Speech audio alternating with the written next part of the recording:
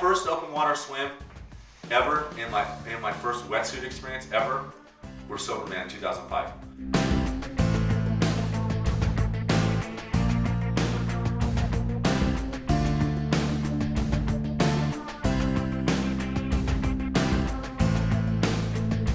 I meet Frank Lowry. This is like, he was the Masters coach at the time, and he just gets on me. He just rolls up to me one day and he's like, "Hey, why don't you do Silverman this year in November?"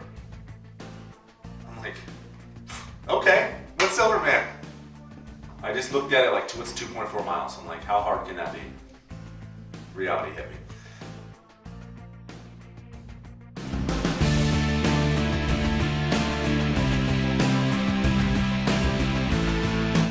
Like literally, I was like, I didn't even think about a wetsuit until like 5 days before the race. He's like, "I think you're gonna need a wetsuit." I'm like, hold on, let me see if I have one. And he had one that fit me. So like 2.5 weeks before the race, he goes, "Oh, Jason, like, I don't have a runner yet for you. Do you think you could push it in your wheelchair?" I'm like, "I'll see if I can get a racing chair together before this race. I'll try the marathon." The wheelchair community here is pretty tight knit, and if there's, you always try to help each other out. So I talked to a few guys, and they're like, "Yeah, you can use my old racer." So I decided, all right. So that year for the Silverman, I was doing the swim in the run portion, and then I had a cyclist that is a good friend of mine who rode it for me. My first experience in open water or wetsuit was literally that morning. Put the wetsuit on and go.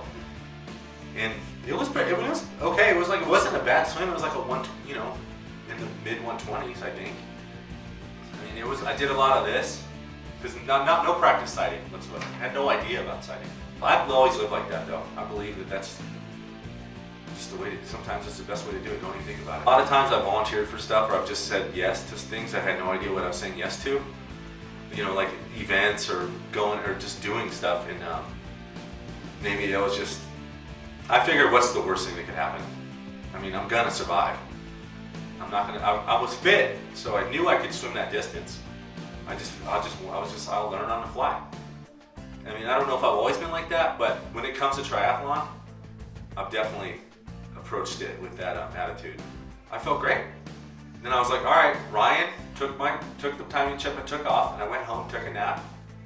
Then I went back there like 3 hours early because I was nervous, and waited for him to finish the bike, and then got on my racer and did the marathon. So I did that, and it was successful, and like that's when everything kind of like, all right, I can do this sport. I wasn't doing it complete yet. I was just doing relays. Then I started doing some marathons for the run portion, like in marathons outside of marathons, and started doing like the splash and dashes with the Masters group, where swim, run, swim around just down by the multi-gen. And I decided 2008 was going to be I was going to start doing the tries on my own.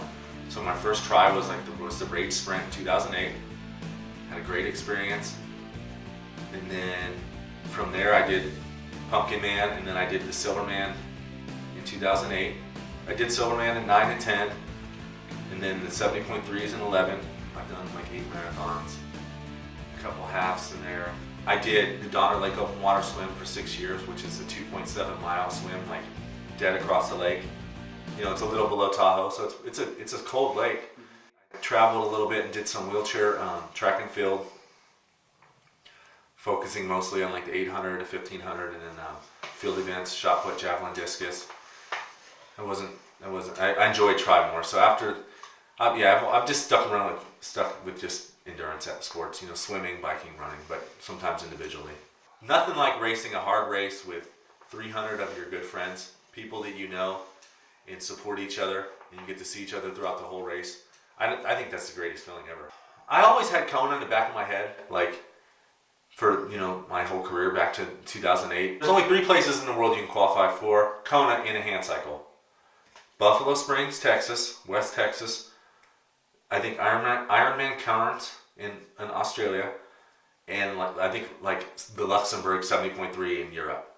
And they get two slots. So a lot of people go. Everybody that's in a hand cycle goes to one of those places.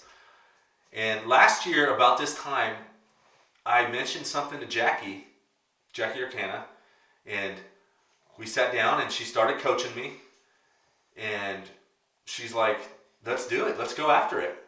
What do we have to do to get you ready? And what races? I'm like, well, in 2014, I need to go to Buffalo Springs and race and see how I do there.